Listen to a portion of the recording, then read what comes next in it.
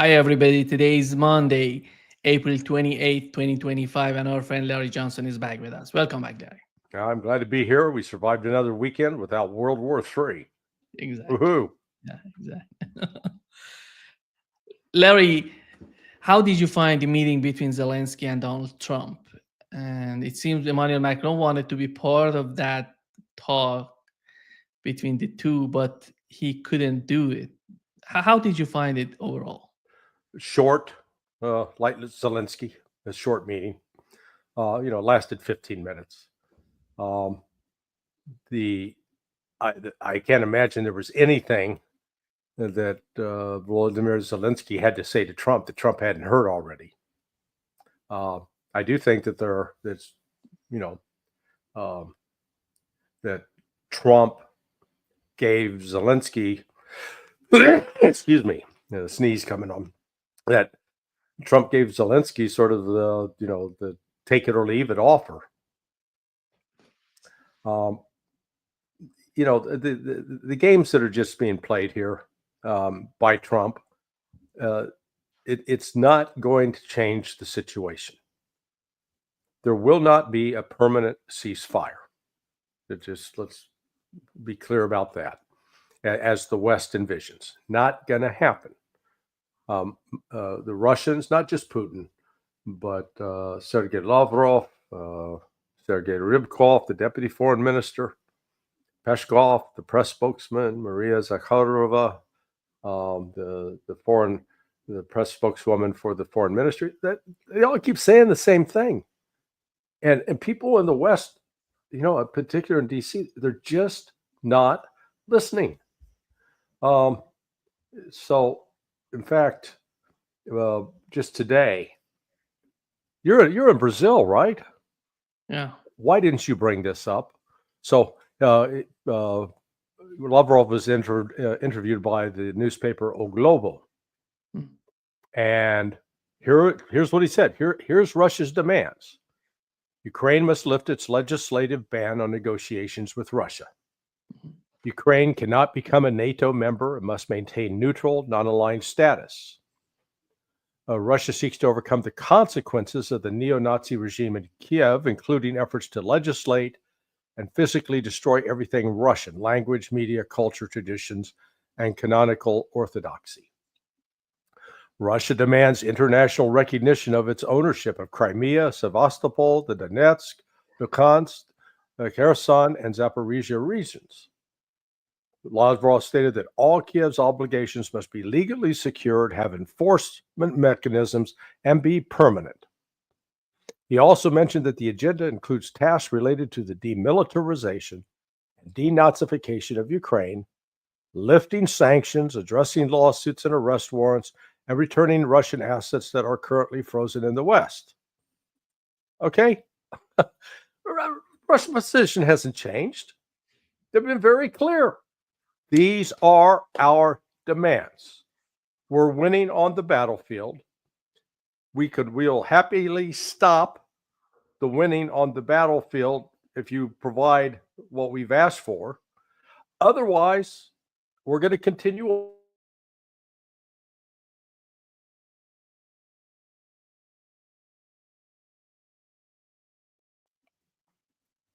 So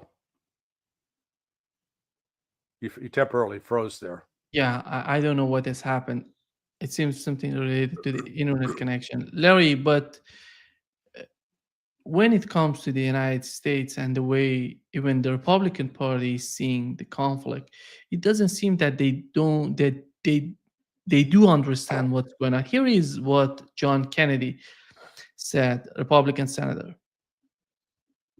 Has disrespected our president.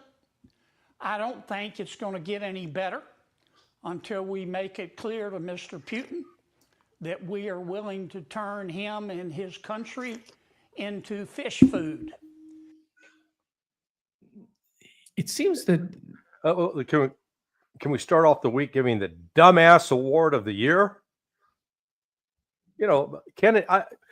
Kennedy is a folksy kind of guy from Louisiana, and he can say some very funny things, but good Lord, that's one of the stupidest things He's not paying attention at the briefings at the Armed Services Committee about Russia's military capabilities. They exceed that of the United States. The United States doesn't have a single hypersonic missile. Russia's got at least 3 varieties, not counting the Oreshnik. I mean, it's just, and Kennedy is ignoring the fact that the United States has been the #1 facilitator of this war. And we can get into that later. I just did a 3-part series at sonar21.com on the road to war in Ukraine, looking at NATO and U.S. military exercises since 1992. So this is for the last 33 years.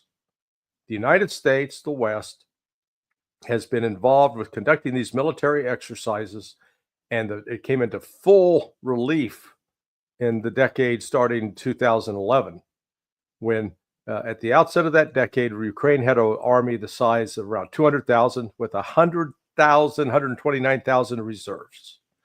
During that decade, because of NATO and U.S. military training, the reserves grew to 900,000.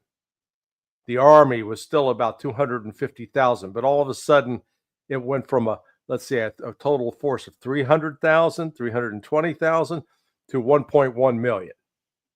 Why were we doing that? And then Donald Trump, he needs to look in the mirror and stop bullshitting himself. Oh, this is Obama's war. This is Biden's war. No, it was your war too. Look at what NATO did in 2017 when Trump was president, 2018 when Trump was president, 2019 when Trump was president, 2020. In 2017, they'd had this annual military exercise, Seabreeze. For the first time, they introduced, and I'm quoting, anti-submarine warfare, amphibious warfare. What does amphibious mean? You got Marines in boats that are landing on the coast of Ukraine.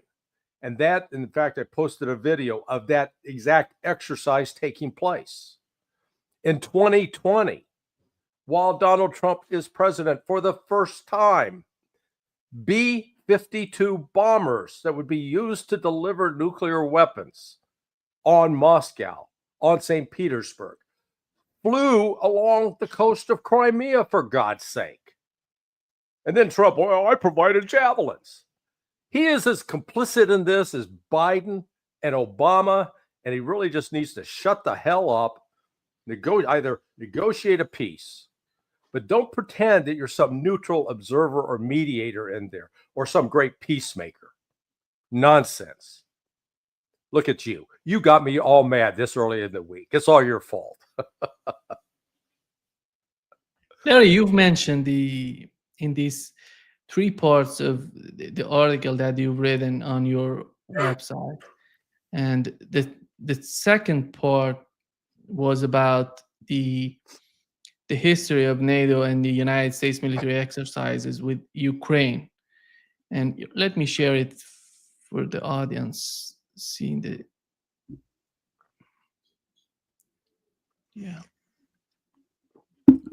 Slow and coming up. There we go. Yeah. Here is it. Yeah. Larry, what are you trying to say in terms of exercises with Ukraine? I would assume that you're mentioning the way that NATO was preparing Ukraine for this war. Okay, so let me ask you a question, because I think your answers will reflect what a lot of your listeners and viewers think. When I say military exercise, what do you think of? What does that conjure up in your mind? Yeah, in my mind is just giving the opportunity for them to participate in, I don't know, some wars in the Middle East, I don't know, training them in Africa, I don't know, elsewhere, to prepare them in order to fight Russia, and providing them with weapon intelligence, the way that NATO works, the way that NATO can facilitate this connection between the NATO and Ukrainian, because it's not integrating the system, is not something so much simple. There has to be some sort of training for that. Yeah, so It is clearly it's a critical component of training when you're training the military. So, and these exercises can operate on a lot of different levels. Let's make clear, we're not talking about people standing in rows and doing jumping jacks and push-ups, okay? We're not talking that kind of exercise. When you carry out a military exercise, it first starts with planning and saying, okay, what's the scenario? What are we going to do? Now, I spent a lot of time doing exercises on counterterrorism. So you would come up with a scenario: terrorists have taken over a cruise ship, and so the purpose of that exercise was to have the military react. They get instructions from the president and the Secretary of Defense, and then they have to alert certain units, and then they have to put together a plan for what they're going to do to go out and respond. Well, with these exercises that were being done with Ukraine, it was NATO and or at times United States European Command, and basically the enemy in this, they'd create a make-believe country, but it was Russia. That was the enemy. And so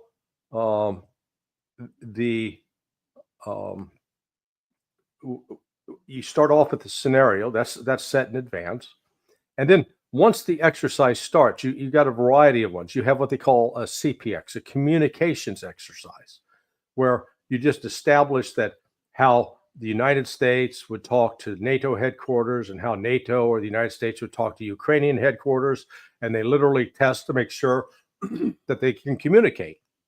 And you go with a scenario as if there's something real world happening. Goes all the way up to these actual field training exercises, FTX. And so the field training exercise means the Russians are massing on the border of Ukraine. Well, we need to alert all of our forces and start moving personnel. And so they literally do that. They would alert, units would be recalled from leave. They would pack up their gear. They would get on either trucks or planes or trains or whatever, and they'd have to go to an assembly point. And you would get a movement of forces, across. And this was being done in Ukraine. But if the forces would come from Poland and from Romania and from Germany and from France and the United States. So all of this was about preparation for war. Then you get down to the actual training where you're training people in small unit tactics, how to read a map, how to use a compass, how to fire artillery, how to fire mortars. So this started really in 1994. And it started at a fairly low level. From 94 for the next 20 years until 2014, Russia was even allowed to be an observer of this. It's sort of twisted and bizarre because it's like you're being allowed to observe a planned rape, and you're going to be the victim. And in 2014, then after the people of Crimea voted to rejoin Russia as a federal republic, the West accused Russia of taking it by force, which is a lie, and then they cut them off. And so from that point forward, in 2014, NATO began working, preparing specifically to go to war with Russia.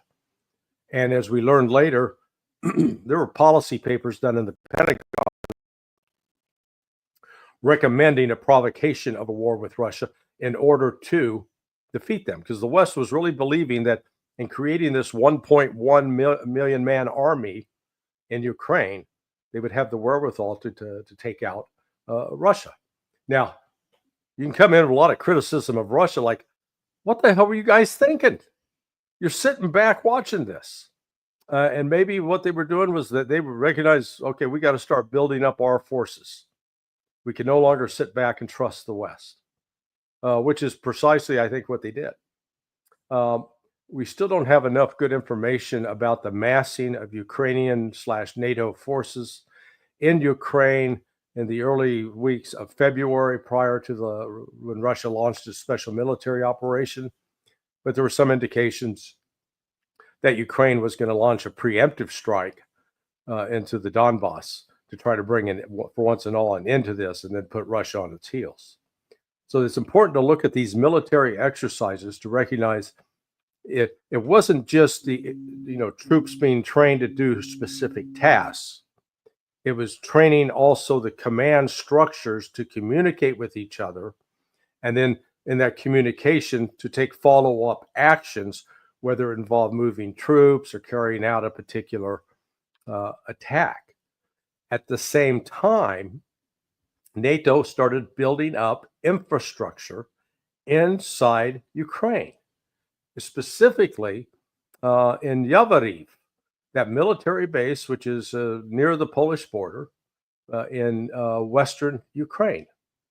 And we only really first learned, came to public consciousness with respect to the special military operation on March 13th, 2022, when Russia hit it with about 12, 15 missiles. They killed at least 40, wounded more than 100, a lot of them foreigners. Well, that was a NATO base. And NATO was helping organize, recruit, and train. That base had been used, for example, for an exercise where they practiced cyber warfare, not defensive, but a cyber attack on Russia was carried out from that base. So it's when you've got to understand these exercises take place sort of in the dark. Most people aren't aware of them. They don't heavily advertise them. They'll talk. We give them, you get some PR clips here and there, but it was a critical part of U.S. policy, overall strategy for attacking and weakening Russia. Terry, I think when you talk about NATO, I talked with Colin Wilkerson. He mentioned that in any sort of mission they had together, all these countries within NATO, there is no so much of mutual understanding or unity within NATO, because the United States has its own sort of mindset. The other Europeans have their own, and that's why the mission is not that much efficient when it comes to the outcome of the mission. It seems that Ukraine was somehow an experiment for NATO. It shows how weak NATO is, or you can argue how powerful Russia is. But we know that NATO, if we assume that who was in charge, let's talk about that. Who was in charge of NATO in Ukraine? Who was command? It was the United States. Yeah, no, U.S. The U.S. has always been sort of the supreme commander within NATO, and that's one of the things that Trump recently proposed changing, putting a Brit or a French or a German in charge. No longer have an American in charge. It was I neglected to mention that during those exercises, it was in 1999 that you had the first major expansion of NATO with Romania, Poland, Slovakia, and the Czech Republic. Then 5 years later, it grows again with the Baltic states principally coming in. Now, this expansion, put yourself in the Russian position. You were told by James Baker, not one movement east. And a lot of people say, oh, there's no proof of that. Oh, it wasn't written down. Oh, for crap's sake. The reality is very, very simple. From 1991, with the collapse of the Soviet Union, until August of 2008, Russia had not done anything militarily in any part outside of its border. And the one in 2008 was a direct result of provocation by Western-backed forces in Georgia and the Ossetia and those particular regions. Well, let's put it in some additional context. 2007, and actually it's starting really in 2004. All this under George W. Bush, pushing to bring in Georgia and Ukraine as NATO members. Now, I went back and looked at which countries hosted NATO military exercises, particularly in that decade, 2000 to 2010. There were listed the top 7 countries that hosted exercises. And at this time, NATO had 28 members. Well, guess what? Ukraine and Georgia were within the top 7. Neither were NATO members. That means those two countries, those two non-NATO countries, hosted more NATO and U.S. EUCOM military exercises than 22 other NATO countries.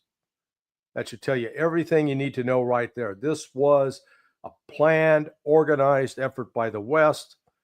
We're going to surround Russia. We're going to weaken Russia, and then we're going to carve it up. And they were going to rape Russia. That was the reality. That's where this was headed. So the problem with NATO, though, is, as you correctly noted, it's not united. They don't have a strong agreement on anything right now. And in fact, it's like the larger it's grown, the weaker it's become. It's not a strong alliance. It's a weaker alliance. And part of the reason they needed to keep growing was, well, they couldn't produce enough troops with the existing members. So let's keep adding. I would assume that would be the case with American bases all around the world, because you're just not concentrated on a region or a part of the planet. You're just spreading out all over, and you cannot manage that. Well, what you'd want to do, and I haven't done this, is go in and look at which regional commands. So you've got European Command, Africa Command, Central Command that deals with all of Iran, Iraq, Israel, Indo-PACOM, that's the Pacific, Southern Command, which is Mexico, Latin America, Central and South America, NORTHCOM, Northern Command, which is continental United States and Canada, and see who's getting the bulk of the money.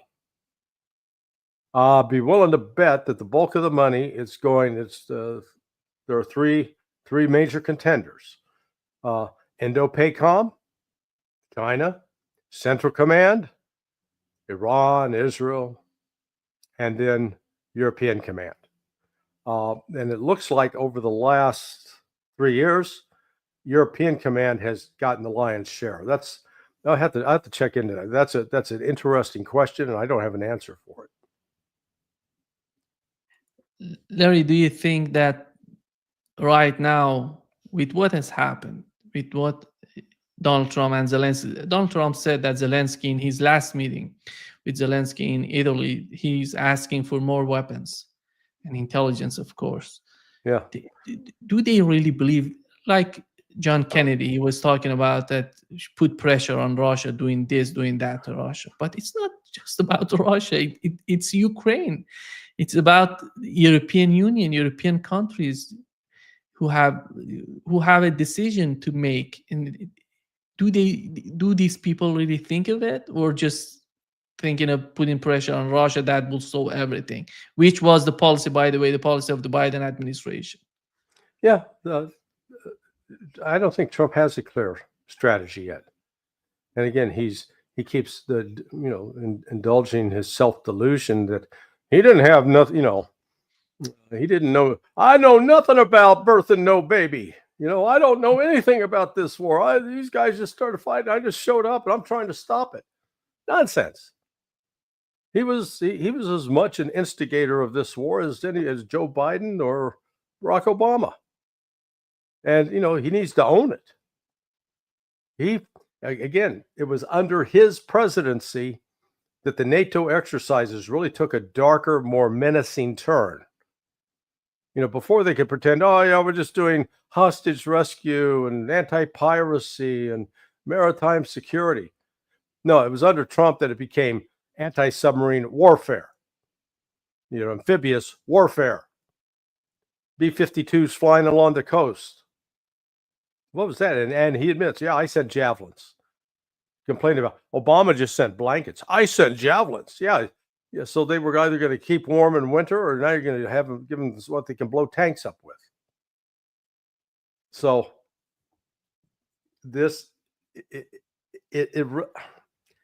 Russia has made it clear, as I read at a little bit ago, what their demands are.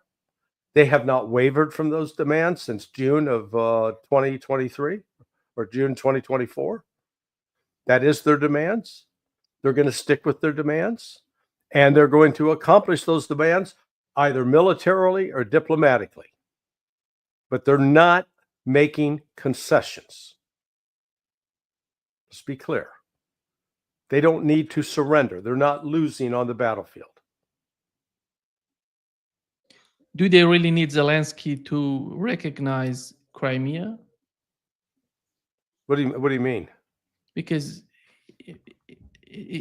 one of the problems that Donald Trump is dealing with is that Zelensky doesn't want to recognize Crimea as part of Russia. But what does it mean for who's Zelensky? He's not the president of Ukraine, and they're trying to put him in a position that doesn't belong to him. Well, he could pretend and say, okay, yeah, I accept the fact that Crimea now is a part of Russia. Now, he's not going to do that. But, all right, whether he does that or not, does it matter to the sun that you say, well, I don't believe in the sun. The sun doesn't exist.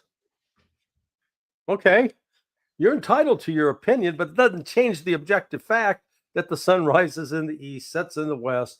And if you're out there on a hot summer day in Brazil under the sun, I guess that's like January or February, you're going to get toasted like a marshmallow over a fire.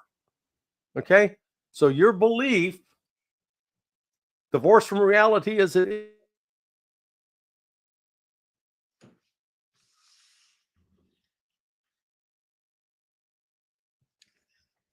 Well, you can say Crimea is not part of Russia, but it is. As is Donetsk, as is Luhansk, as is Kherson, as is Zaporizhia. That is not changing. That's the Russian position. Listen to what they're saying. Believe what they're saying. They're not playing word games.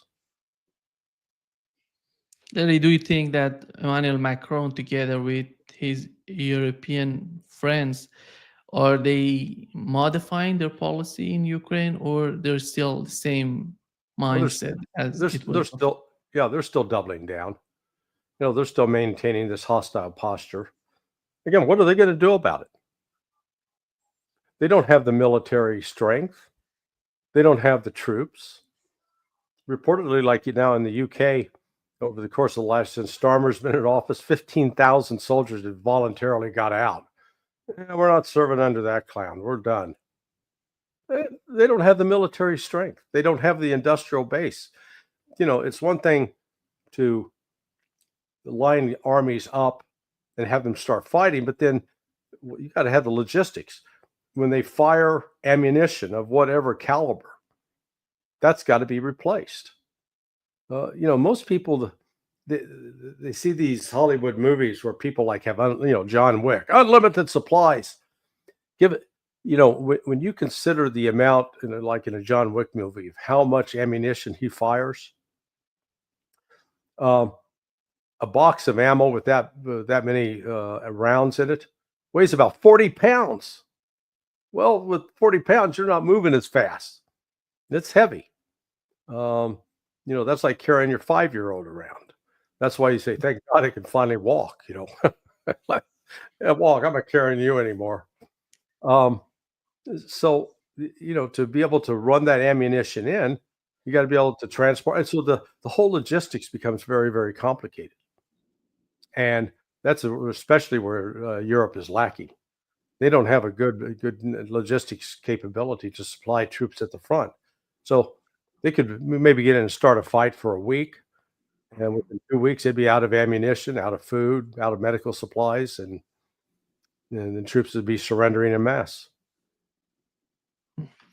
Larry, here is what Marco Rubio said. It seems that establishment in the United States is just itching for the continuation of the conflict, and they're doing everything to put pressure on Donald Trump. Frustrations that he is voicing, Mr. Secretary, why hasn't he imposed sanctions yet?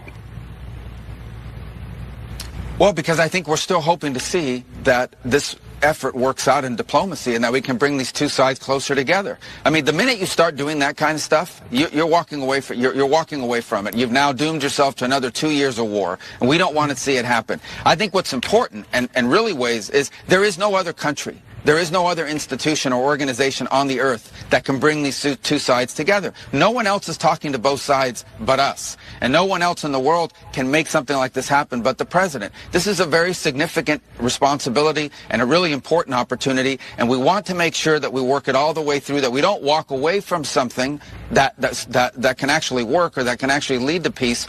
But we also don't want to continue to spend time on something that's not going to get us there. So throughout this process, it's about determining, do both sides really want peace, and how close are they or how far apart they are after 90 days of effort here, over 90 days of effort.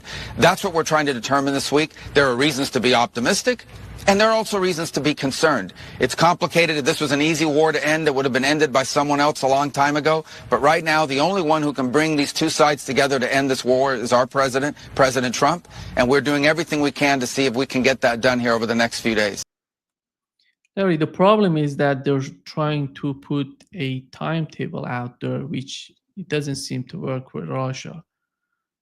Well, it's also the underlying assumptions of Mr. Rubio that the United States had nothing to do with this conflict. That this is like two high school girls that don't like each other because of the dress code, and so they're in a fight, and we got to figure out how to separate them. I mean, it's fundamentally that's nonsense. The United States was the complete enabler of this. We directed the war. We ran the plans for attacks out of our headquarters in Germany. We've been the primary supplier of weapons, primary supplier of money for training. We've been funding and supporting the government. We're the ones keeping this thing going. Walk away. Pull out, and then all of a sudden it'll be over because Ukraine can't sustain the operations against Russia. And again, this was not started by Russia on February 22nd, 2022. This was really started by the West back in 1992 when they began signing the first agreements for military cooperation with Ukraine, and then in the ensuing 32 years worked on building up their military capability. Larry, if I were Donald Trump and I really wanted to put an end to the conflict in Ukraine, I would do the opposite. I would put pressure on Europe, because the way that Europe is just in the middle, just in making some new obstacles, barriers to reach a deal, it's much more important than what Zelensky is talking about and what Russia is talking about. Russia is willing to negotiate, to talk, and to reach a deal. The only problem, it seems, is Europe right now for Donald Trump. And it seems he's so much, I don't know what's happening between Donald Trump and Europeans. Are they talking to each other? Do they really believe that they can solve it by just negotiating? I don't know, giving some trying to find a common ground between the two parties. I'm talking about the United States and Europeans, or the Trump administration is so much out of its mind that it believes that it can make a deal without Europe. Well, you can't make a deal without Europe for Russia as far as lifting sanctions. But there really is no such thing as Europe. Yes, there's the European Union, and Ursula von der Leyen is there. But she's becoming increasingly discredited. And the Trump administration has had zero contact with the European Union. and what used to be called the European community. They're ignoring them. They're irrelevant. They're trying to deal with it on a bilateral basis. So when you start looking at it from a bilateral basis, well, Italy has a different view than the Brits and French. As does Orban of Hungary, Fico of Slovakia. So you keep going down the list, and all of a sudden, the various countries that are on the European continent are still pursuing their own separate interests. There is not a consensus across Europe about what their position is vis-a-vis going to war with Russia. It varies within each country. Now, if you look at it strictly from the standpoint of the European Union, yeah, they're decidedly anti-Russian and they're, quote, united. But the European Union, man, what a grift and scam that is. They're not really elected to represent all Europeans. Trump's using, I guess, sort of a divide and conquer method, but there are limitations to that. Remember, they negotiated a deal with Russia on the Black Sea, to get grain shipments out, and that collapsed because Europe wouldn't lift the sanctions. Europe wouldn't lift the banking sanctions. So, Europe's going to maintain this hostile posture, and I think, Russia's going to continue to apply military pressure on Ukraine until it crumbles. They'll defeat it militarily. This is not going to end through diplomacy. This will end like World War II ended with unconditional surrender. Yeah, today I talked with Colonel Jacques Beau. He said that I was talking about the meeting between Donald Trump and Zelensky, and the third chair in that meeting, that they removed it from the scene. It was for Emmanuel Macron, it seems. He said that Europeans are afraid of the talks between Zelensky and Donald Trump because they know in any sort of talk, Donald Trump would prevail, would convince Zelensky. That's why they're trying to just intervene in the talks. And we saw it before, Larry. If you remember, Zelensky coming to the United States, then going to United Kingdom. And it seems that all the time they're trying to keep Zelensky out of the touch from Donald Trump, or if he has something to say to Donald Trump, they're gonna have to, in the aftermath or before, they're gonna talk with Zelensky to, I don't know, to do some sort of modification to convince him that the way that they prefer to put an end to the conflict would be the only way possible that would benefit Ukraine. How do you see this sort of behavior? Is that of concern for Donald Trump? Well, yeah, of course, it needs to be a concern as far as getting Europe. If you want to have a diplomatic solution, then Europe and the United States have to be united, and they're not united. And the leading countries in Europe are France and Germany, as far as the European Union goes. Britain's outside of it as Brexit, but Starmer's doing everything he can to worm his way back in.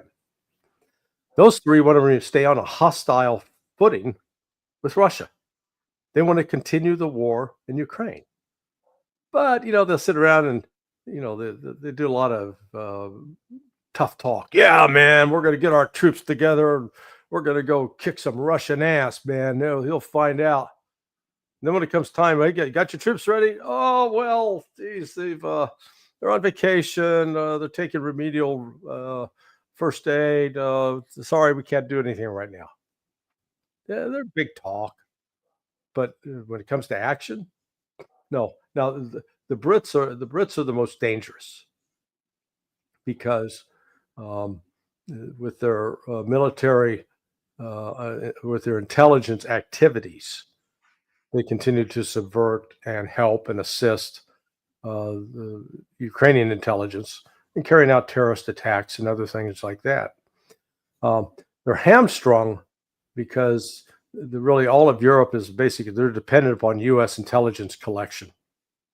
The satellite systems and the other intelligence, surveillance, reconnaissance platforms. They're largely U.S. and not European. And so just to be able to have any good situational awareness of what's going on in Russia or in the contested zones in Ukraine, you need that intelligence. And the United States pulls that out, they're blind.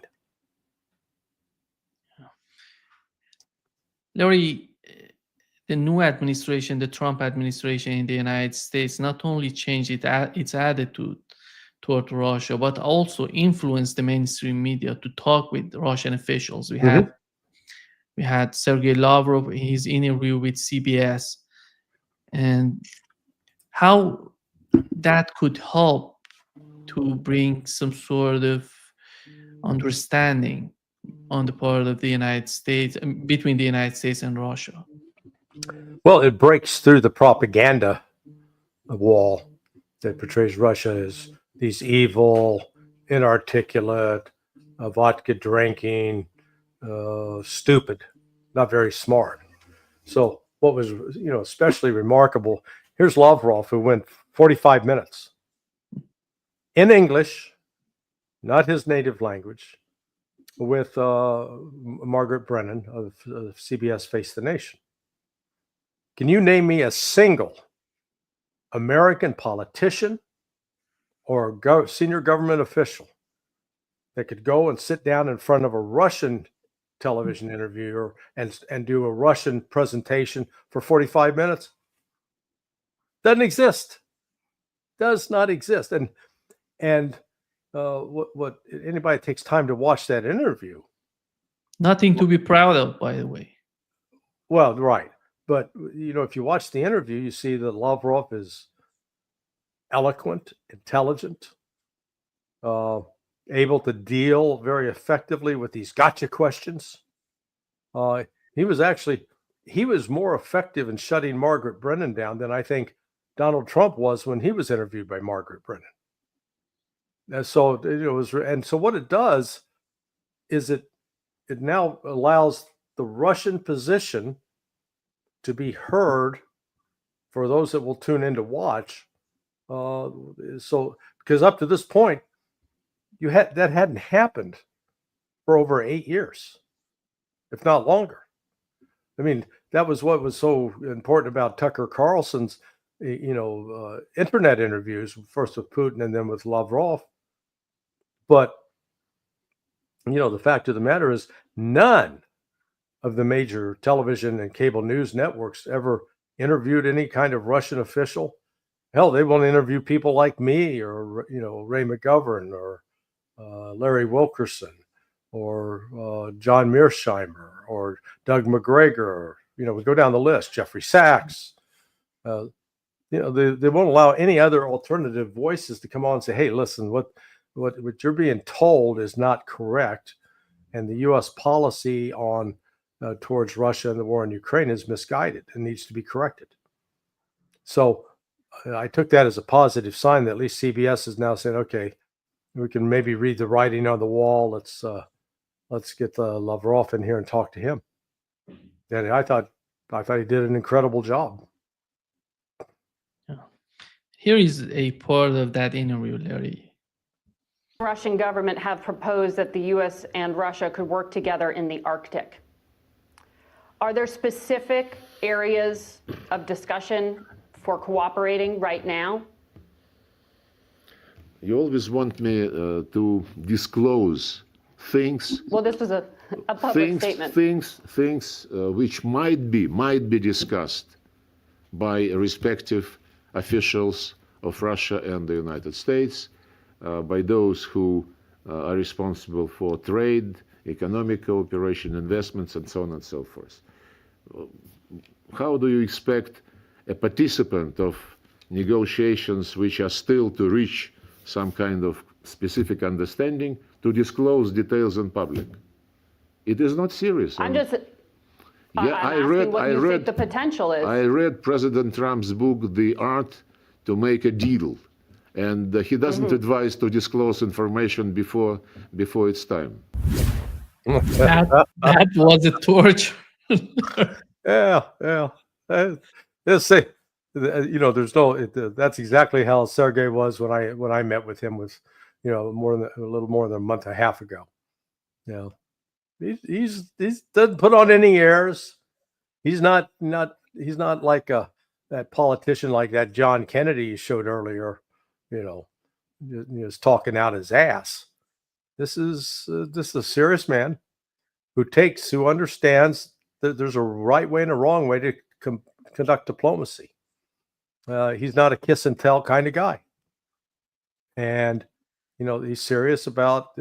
I think anybody that watches that objectively or watches it comes away with the impression this is a serious man, and Russia. They've got some real. They've made clear what their position is. Yeah, I think this attitude of Donald Trump of having Steve Witkoff responsible for the negotiations, that put the mainstream media in the dark. They don't know what's going on. They don't receive that much information from the negotiations. That's why they're asking these questions. Well, it's, Trump's not the first one to do something like this. Richard Nixon did it with Henry Kissinger. Kissinger in a way was Steve Witkoff of his era, except he didn't know anything about real estate, and Kissinger was not a lawyer. And then previous to that, John F. Kennedy used his brother Bobby for direct negotiations with the Russians or then Soviets. Go back to FDR. Harry Hopkins was, played a major role in negotiations with the Soviets during World War II, even though he wasn't Secretary of State. So, going outside the lines like this is not without precedent. Yeah. Larry, the talks between Iran and the United States, the other part of these sort of problems for the foreign policy of the United States, which they receive a lot of pressure from the Israeli lobby, they want to leave somehow the Middle East. They want to go focus on China, but they have to make some sort of agreement with Iran. But when you look at the third round was not only by diplomats negotiating, talking to each other, but technical teams, they were just communicating to each other as well. And how do you feel about that? Well, I felt good, the fact that when the meeting's over, they didn't come out calling each other's, questioning each other's mother's sexuality. They came out and said, hey, we're going to meet again next Saturday in Europe. Okay, great. As long as they're talking, they're not fighting. And, the Russians, one of the topics of discussion between Witkoff and Putin was Iran. And in fact, I'd be willing to bet at least 50% of the time was taken up with that. Because it didn't take Putin long to tell Witkoff, look, your immediate ceasefire, that's just not workable unless we achieve these things that, I read earlier that had been outlined by Lavrov. But with respect to Iran, they tell him, look, we can guarantee you, we'll provide you with whatever guarantees and assurances you need that Iran's not building a nuke. And we'll be able to influence and talk to the Iranians, convince them to give up all enrichment except for the low level required for producing peaceful energy, nuclear energy. And so there's a deal there to be had. The question boils down to how bad does Donald Trump want to? He needs a victory at some point because he ain't getting it with tariffs. He ain't getting it to the ceasefire with Russia and Ukraine. But he could announce before, the next week or two, we have a deal with Iran, and we guarantee that Iran has ended its nuclear weapons program. Boom. The problem with that is Israel wants to destroy Iran. They want to have regime change, and they want to make sure that there is no nuclear program whatsoever. And it remains to be seen if Israel, with its lobby, can compel Trump to follow what they want. If Trump succumbs to the Israelis, then his presidency's over. Some would argue it already is over, but he will have missed the chance to cut this deal. Now, I saw some comments that he made last night, and he seemed pretty upbeat. Yeah, hey, this is going well. I think if he can stay outside the clutches of the Zionist lobby, they'll go ahead and sign up for it, and he'll have guarantees from Russia and China. It'll be a modified JCPOA, and it's going to make the neocons crazy. The hatred for Trump will soar. And I can't really rule out that if he succeeds in getting that deal, that the efforts to kill Donald Trump would accelerate, to assassinate him. What's amazing that the Democratic Party is not happy with that. They're trying to do everything to avoid that deal because they do feel that Donald Trump can get it. Yeah. How about the Israeli lobby, Larry? Here is what Netanyahu said. The deal that works is a deal which removes Iran's capacity to enrich uranium for nuclear weapons. By the way, the only reasons you enrich uranium is to have nuclear weapons. There are dozens and dozens of countries who have civilian nuclear programs, and they don't enrich uranium. So Iran is constantly thinking, well, we have to find a reason why we're putting these things in bunkers under mountains, maybe for radioisotopes, right, for medicine, or for nuclear submarines. Give me a break. They enrich uranium for one reason and one reason only, and that's to make nuclear weapons, which they intend to use to destroy my country and threaten America. Once they have the weapons of delivery, ballistic missiles, ICBMs, intercontinental ballistic missiles, they will threaten every city in the United States. Yeah, he's a liar. He's an absolute liar. He's got the genocidal blood on his hands. He's the murderer. They keep using Iran as this convenient scapegoat and ignoring the fact that Israel was supplying Iran with weapons back in 80, 81, 82, 83 to fight Iraq, who the United States and Germany were supporting in their war against Iran. I mean, the West likes to create a false narrative, to pretend that Iran and Iraq were all these bad guys just on their own, and man, we had to intervene because they were terror. No, we were the major instigators throughout all of that. Had it not been for U.S. encouragement and support, Saddam Hussein might never, ever have attacked Iran. And there was a peaceful way out. In fact, we're starting to see that now with the reconciliation between Iran and Saudi Arabia.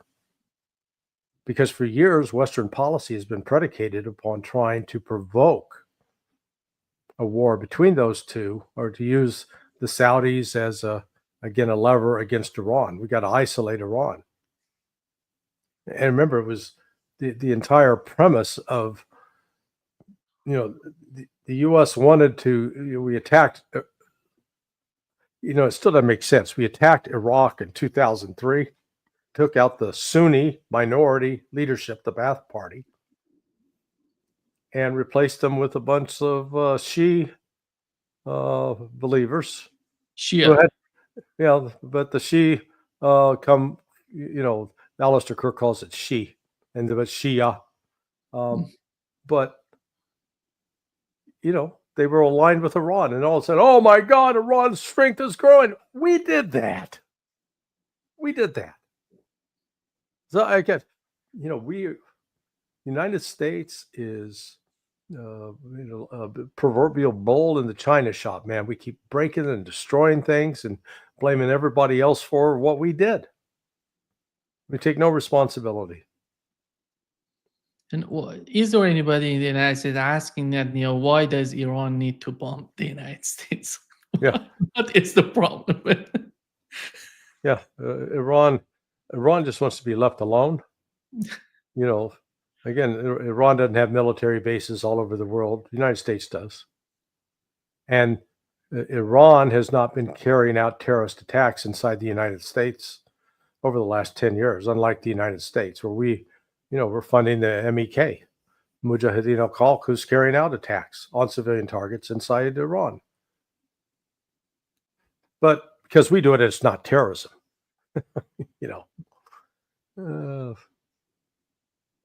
Larry, the case of Lebanon, Israelis bombing Lebanon, and do you find it a concern for the United States foreign policy? And with Donald Trump trying to say, he said recently that what is happening right now between Israel and Gazans and Palestinians is not my is not my fault, is Joe Biden's fault. But right now it's everything is dependent on what would be the decision of the United States under the Trump administration. There is no Joe Biden in the United States.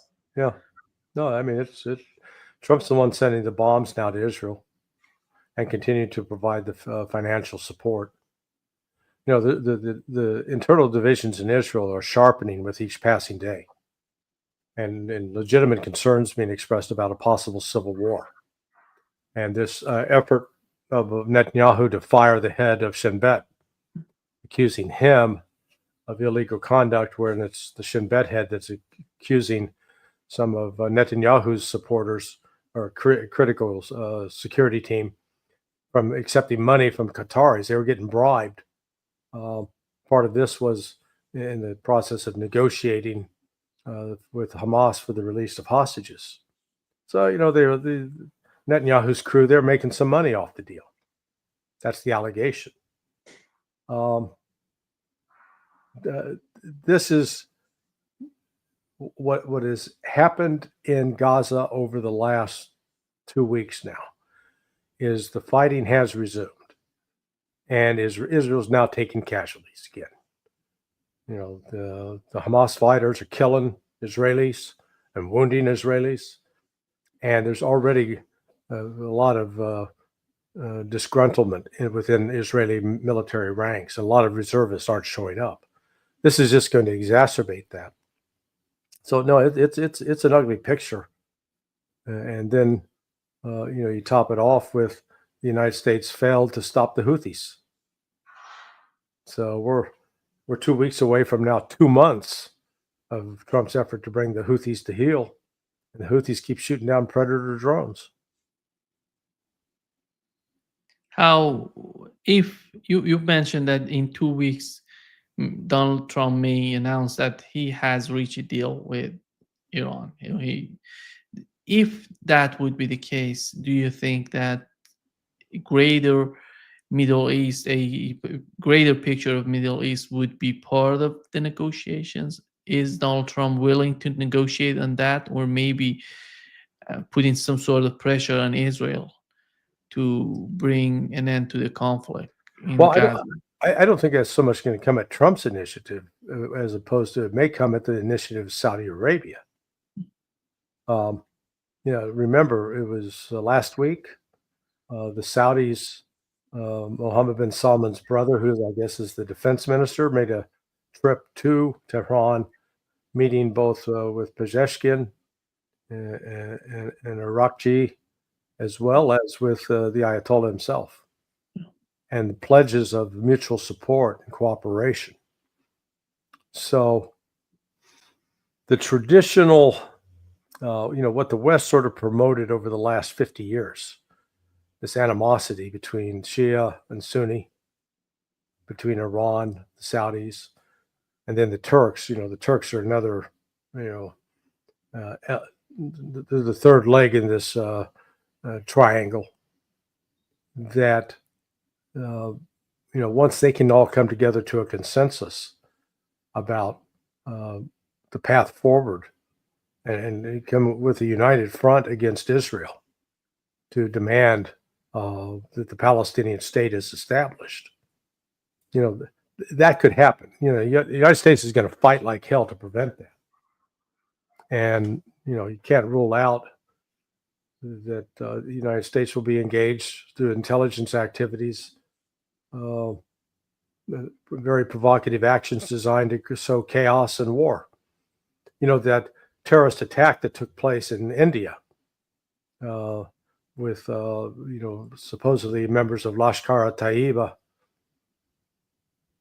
That, is it possible that Western intelligence could have helped encourage, planned, supported that operation? Yeah, I wouldn't rule it out. And then Evans, you had the former Pakistani defense minister saying, "Yeah, man, we've been doing U.S. dirty work for years in terms of promoting terrorism, etc." So I take the man at his word. Just to wrap up this session, Larry, it seems that the situation in Syria, we know that Iran and Saudi Arabia doesn't agree with Turkey in what's going on in Syria. But Right. it seems that Syria is growing to be a bigger pain in the neck of Netanyahu and Israel. Yeah. Well, it's just a logistic. It's a drain. You know what it costs you to keep and maintain one household. Hey, go buy a beach property. Okay, now you got 2. Hey, let's go get a property in the mountains. Now you got 3. Well, unless your income has tripled, which it hasn't, all of a sudden you've got less money to spend on each place.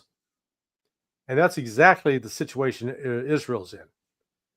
Yeah, they got military operations in Gaza that needs support, and the military operations in the West Bank, that's got support, and in southern Lebanon, that's got support, and now into Syria, they don't have the logistics and the troop strength to do that.